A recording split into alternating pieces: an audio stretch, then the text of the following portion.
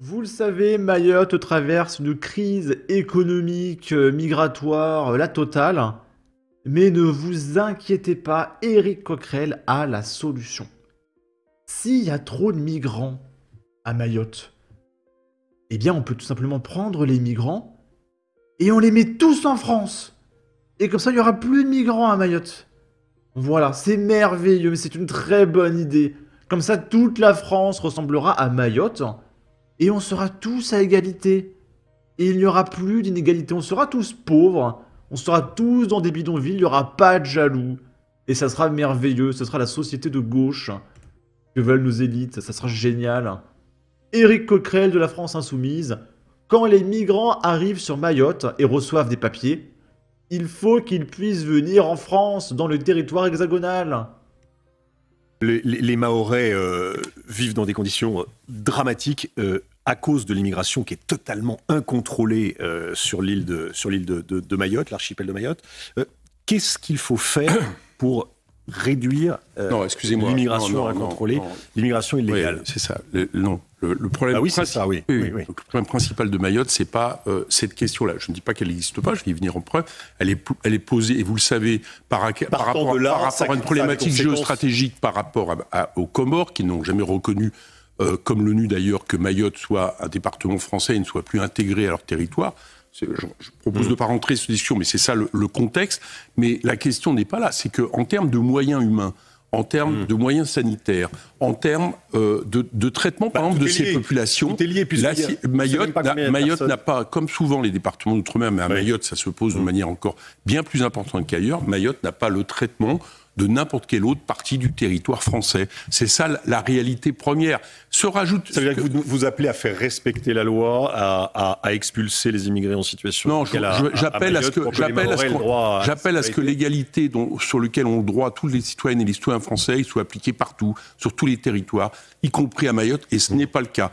Et j'appelle aussi une deuxième chose, c'est que sur la question des catastrophes naturelles liées notamment au réchauffement climatique, parce que ce cyclone est lié pour une grande part, vu le réchauffement des eaux, aux catastrophes climatiques, il va y en avoir d'autres. J'appelle à qu'on prenne enfin des mesures qui étaient promises par M. Macron depuis 2018 pour mettre les moyens, pour anticiper, réparer quand les choses ont lieu. Ce n'est pas le cas. Et sur Mayotte, par exemple, si vous me parlez d'une solution sur la question des personnes qui arrivent à Mayotte, on pourrait faire en sorte que Mayotte, quand les gens arrivent sur le territoire et reçoivent des papiers pour y rester, ils puissent aussi aller sur le territoire hexagonal, ce qui n'est pas le cas aujourd'hui.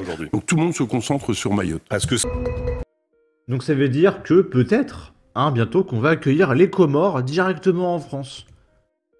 Voilà, et ça va régler tous les problèmes. Alors c'est tellement débile que je vois même pas comment commenter ça, honnêtement. Donc on va passer à la suite, voilà, mais sachez qu'il y a un projet, voilà, pour les Comores. Là, c'est Thomas Snegarov sur France 5 qui explique que les médias français ne mentent pas, ils font seulement des erreurs.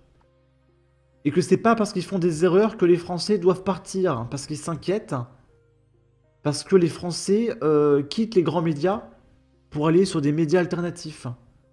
Et c'est pas parce qu'ils font des erreurs et pas des fake news qu'il faut partir. D'accord? On va l'écouter. Je me tourne vers Thomas l'Américain. Les médias américains sont de plus en plus inquiets. Donald Trump a lancé des poursuites contre un quotidien et une sondeuse qu'il avait donné perdant en Iowa avant la présidentielle. Et il réclame des dommages et intérêts conséquents, une menace annoncée et détaillée lundi en conférence de presse.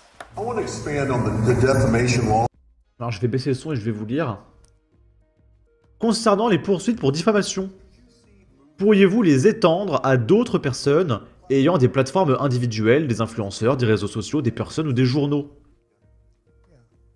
Oui, je vais le faire. Je dois le faire parce qu'ils sont très malhonnêtes. Nous avons besoin de grands médias.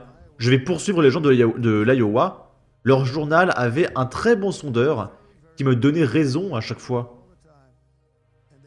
Et puis juste avant l'élection, elle a dit que j'allais perdre de 3 à 4 points. C'est devenu la plus grande histoire du monde entier. Parce que j'allais gagner l'Iowa de 20 points. Donc ils ont fait une erreur. Ils se sont trompés de 25%. Ah, c'est une petite erreur. C'est comme si Marine Le Pen, elle était donnée à 15%, et aux élections, elle fait 40%. Tu vois. C'est une erreur, on s'est un petit peu trompé. Donald Trump a aussi annoncé lundi qu'il allait lancer d'autres procédures contre d'autres médias. Samedi, on a tous vu que la chaîne télévision ABC a annoncé qu'elle allait payer 15 millions de dollars de dédommagement afin de mettre fin à des poursuites pour diffamation lancées par Donald Trump. C'est sa nouvelle arme, s'attaquer aux finances des médias.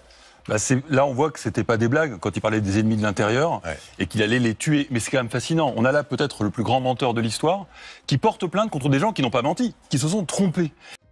Alors, donc Trump c'est un menteur, mais parce qu'en fait les médias ils ont pas menti, ils se sont juste trompés. Mais du coup c'est qui a propagé une fausse information? Est-ce que c'est Trump ou est-ce que c'est les médias qui ont fait des erreurs entre guillemets? On parle d'une erreur de 30% d'écart. Hein. Je sais pas. Et c'est ça Trump, le génie de Trump, c'est qu'on ne sait plus ce qui est vrai, ce qui est faux, ce qui est de l'ordre de l'opinion, ce qui est de l'ordre de l'erreur. Et c'est fascinant de voir ça, et il est en train de nous matrixer tous, y compris ici. Moi personnellement, pour avoir... C'est qui matrixe les gens en faisant des erreurs de 25 à 30%? Je sais pas. Pensé à l'été dernier que Kamala Harris serait une bonne candidate, j'ai été insulté, vous pouvez pas vous imaginer la violence. Par les Trumpistes français. Par les Trumpistes français, bien sûr, qui se sont dit, regardez... En fait, tout ça parce que mon analyse était erronée. Ils ont pensé que c'est un pari, etc. Mais il a fait une analyse erronée. Hein, c'est pas une fake news, d'accord? on est dans un moment très dangereux. Et d'ailleurs, dans l'actualité, il y a en ce moment, vous avez fait d'ailleurs des choses là-dessus sur la fatigue informationnelle. On en a marre du blabla et c'est un bavardage. Et il y a des chercheurs qui commencent à dire, et Patrick en a fait un édito un matin.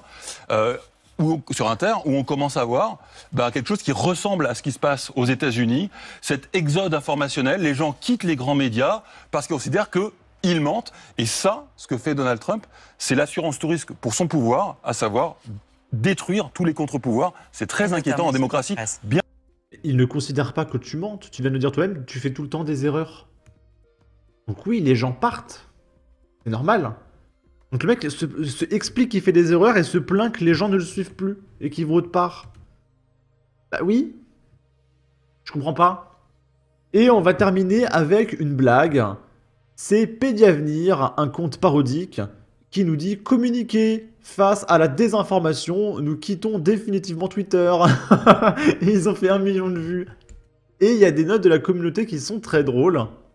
Malheureusement, le compte parodique d'information Pédiavenir est devenu le média avec le moins de fake news sur Twitter. Ces changements ne permettent plus de rémunérer le stagiaire. Il est important d'ajouter que le stagiaire n'a pas besoin d'être rémunéré, étant donné que la période maximale d'un stage sans rémunération est de 8 semaines. L'auteur du post est ainsi dans les règles, étant donné que le stagiaire n'a effectué que 52 stages de 8 semaines. Ça n'a aucun sens.